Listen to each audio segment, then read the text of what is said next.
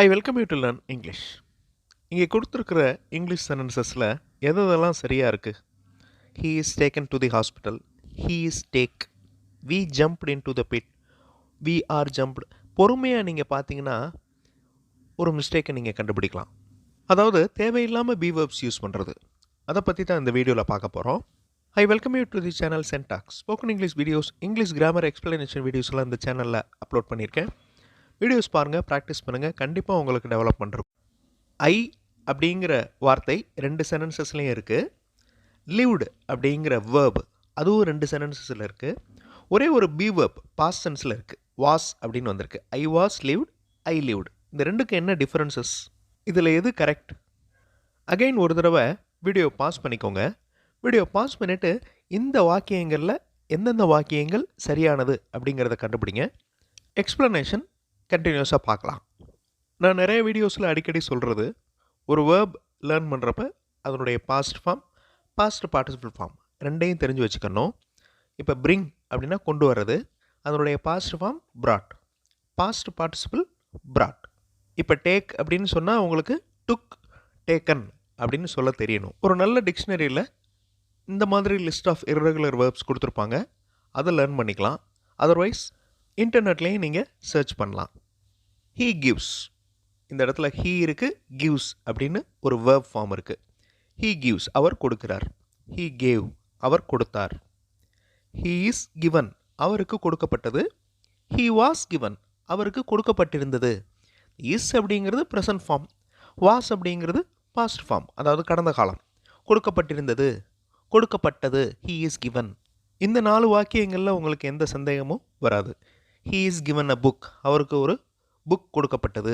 He was given மணி, அவருக்கு பணம் கொடுக்கப்பட்டிருந்தது. Give அப்படிங்கிற வார்த்தையை வச்சு நம்ம இத்தனை வாக்கியங்கள் ஃப்ரேம் பண்ணோம். அதுவே ஹீ சிட்ஸ் அப்படிங்கிற வாக்கியத்தை பாருங்கள், அவர் உட்கார்கிறார். ஹீ சேட், அவர் உட்கார்ந்தார், பாஸ்ட் டென்ஸ். அதுவே ஹீ இஸ் சிட் அப்படின்னு பண்ணலாமா? ஹீ வாஸ் சிட் அப்படின்னு எழுதலாமா? அதே மாதிரி he is sat, he was sat, he was eat, இந்த மாதிரி வார்த்தைகள் யூஸ் பண்ணலாமா? பண்ணக்கூடாது. That is wrong. He is given use பண்ணுறோம், ஹீ இஸ் சிட் யூஸ் பண்ணலை. ஏன்? கிவ், சிட் ரெண்டுமே வேர்ப்ஸ் தான், அதாவது வேலையை குறிக்கும் வார்த்தைகள் தான்.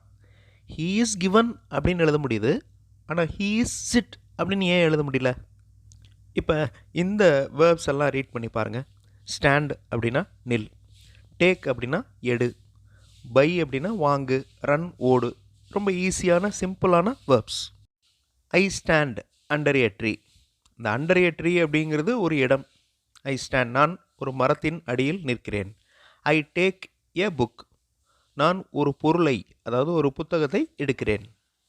ஐ பை எ கார், இந்த கார் அப்படிங்கிறது ஒரு பொருள், நான் ஒரு கார் வாங்குகிறேன். ஐ ரன் ஃபாஸ்ட், நான் எப்படி ஓடுறேன்? வேகமாக ஓடுறேன். ஸோ இது தன்மை. ஸோ இடம், பொருள், தன்மை. இப்போ லிவ் அப்படிங்கிற வேர்ப் எடுத்துக்கிடுவோம். I was lived, I lived. 2 வாக்கியங்களுக்கும் இருக்கிற டிஃப்ரென்சஸ். இங்கிலீஷ் மாடல் சென்டென்சஸ் பார்த்தோம். நீங்கள் இங்கிலீஷில் பேசுகிறதுக்கு எழுதுறதுக்கு ப்ராக்டிஸ் பண்ணலாம். இங்கிலீஷ் மாடல் சென்டென்சஸ் இருக்கிற வீடியோஸ் இன்னொரு சேனல் சென்டாக்ஸ் ப்ளஸில் அப்லோட் பண்ணியிருக்கேன். அந்த சேனல் வீடியோஸும் பாருங்கள், கண்டிப்பாக உங்களுக்கு யூஸ்ஃபுல்லாக இருக்கும். ஸோ இந்த இடத்துல தான் சில வேர்ப்ஸ் வேலையை குறிக்கும் வார்த்தைகள். ஓகே, அந்த வேர்ப்ஸ் இடத்தை எடுத்துக்கிறோம். சில வேலையை குறிக்கும் வார்த்தைகள், சில வேர்ப்ஸ் தன்மையை குறிக்கும். இதில் தான் அந்த டிஃப்ரென்ஸ் வருது. அந்த மாதிரி நேரத்தில் சில சென்டென்சஸில் பி வேர்ப்ஸ் யூஸ் பண்ணுவோம், சில இடங்களில் பி வேர்ப்ஸ் யூஸ் பண்ண மாட்டோம். ஸோ இந்த இடத்துல பாருங்கள், இடத்தையும் குறிக்குது, பொருட்களையும் குறிக்குது, தன்மையும் வருது. I live in forest, I live in my home, I live happily. நம்ம இப்போ எக்ஸாம்பிள்ஸில் பார்த்த மாதிரி ஒரு சில வேர்ப்ஸ் இடங்களை எடுத்துக்கிறோம், ஒரு சில வேர்ப்ஸ் பொருட்களை எடுத்துக்கிறோம். ஐ வாக் இன் கார்டன், நான் கார்டனில் நடந்தேன்.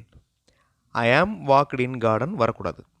அதே மாதிரி I was walked in garden, நான் நடக்கப்பட்டேன் அப்படின்னு சொல்ல முடியுமா? நான் நடக்கப்பட்டேன், தமிழ்லே இது தப்பு. ஸோ அந்த ஆம், வாஸ் அப்படிங்கிறது இந்த இடத்துல be verbs. He runs slowly, அவர் மெதுவாக ஓடுகிறார். ஹீ இஸ் ரன் ஸ்லோலி சொல்லக்கூடாது. ஏன்னா அந்த இஸ் அப்படிங்கிறத அந்த ரன்ஸ் அப்படிங்கிற வார்த்தையை குறிச்சிருது. ஓகே, அது ப்ரெசன்ட் டென்ஸில் குறிச்சிருது. So he runs slowly correct. He is run slowly.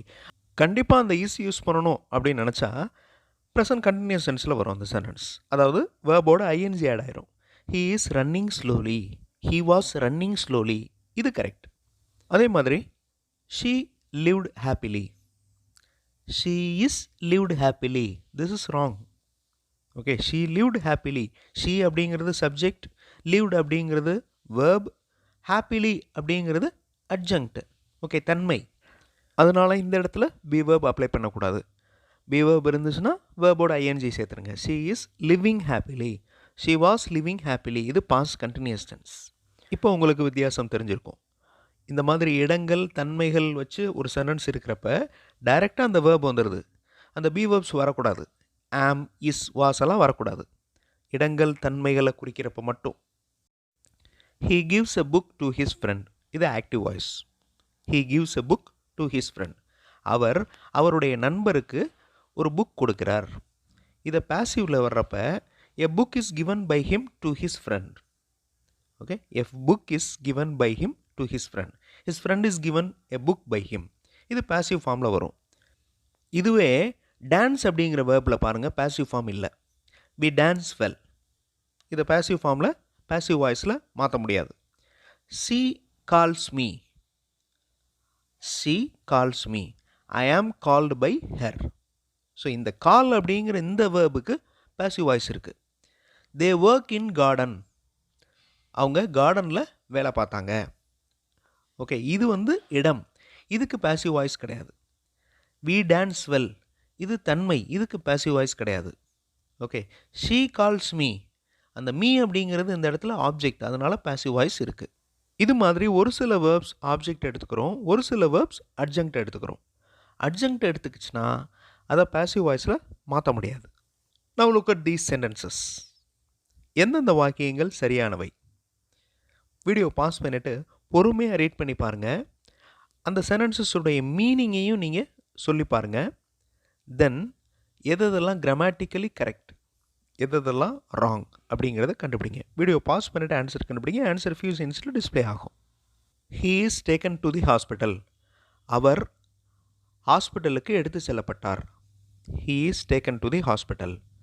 They escaped from there, அவர்கள் அங்கிருந்து தப்பித்தனர். தே எஸ்கேப்டு ஃப்ரம் தேர், இது கரெக்ட். ரெண்டு சென்டென்சஸும் correct. He is take. Okay, நீங்கள் சொல்கிறப்பவே அந்த மிஸ்டேக் உங்களுக்கு தெரிஞ்சிடும். இந்த வேர்ப் பி வேர்ப் இஸ் அப்படிங்கிறது பி வேர்ப், அது வந்த உடனே அதை ஃபாலோ பண்ணுற வேர்போட ஐஎன்ஜி இருக்கணும். ஓகே, இல்லைனா பாஸ்ட் பார்ட்டிசிபிள் இருக்கணும். He is taking, he is going. We jumped in to the pit, இது correct. He is go, this is wrong. We are jumped, நாங்கள் குதிக்கப்பட்டோம் அப்படின்னு சொல்ல முடியுமா? நாங்கள் குதிக்கப்பட்டோம், we are jumped. He was jumped, அவர் குதிக்கப்பட்டார் அப்படி சொல்ல மாட்டோம், தமிழ்லேயே நம்ம சொல்ல மாட்டோம். வி ஜம்ப்டு, நாங்கள் குதித்தோம் அப்படின்னு சொல்லுவோம். ஹீ ஜம்ப்டு, அவர் குதித்தார் அப்படின்னு சொல்லுவோம். ஓகே, அதனால் அந்த பி வேர்ப் தேவையில்லை. She runs into her home, this is correct. She is ran, ran அப்படிங்கிறது பாஸ்ட் ஃபார்ம். ஓகே, ரன்னுடைய past form ran. She is running அப்படின்னு வரலாம், இல்லைனா ஷீ ரேன் அப்படின்னு வரலாம். A movie is seen by us, it is watched by us, ரெண்டு சென்டென்சஸும் correct. Now எந்தெந்த வாக்கியங்களில் பி வேர்ப் இருக்கணும், எந்தெந்த வாக்கியங்களில் இருக்கக்கூடாது அப்படிங்கிறது இப்போ உங்களுக்கு தெரிஞ்சிருக்கும். கொஞ்சம் ட்ரை பண்ணிங்கன்னா கண்டிப்பாக உங்களால் கரெக்டான சென்டென்சஸ், கரெக்டான யூசேஜஸ், அதாவது பி வேர்ப் எங்கே வரணும், இஸ், வாஸ், ஆர், வேர், ஆம், இதெல்லாம் எங்கே வரும், அப்படி வந்துச்சுன்னா வேர்பில் எப்படி சேஞ்ச் ஆகும் அப்படிங்கிறது இப்போ உங்களுக்கு தெரிஞ்சிருக்கும். அடுத்த வீடியோவில் இன்னொரு இன்ட்ரெஸ்டிங்கான கிராமர் எக்ஸ்ப்ளனேஷன், இன்ட்ரெஸ்டிங்கான கிராமர் எக்ஸசைஸோடு பார்க்கலாம்.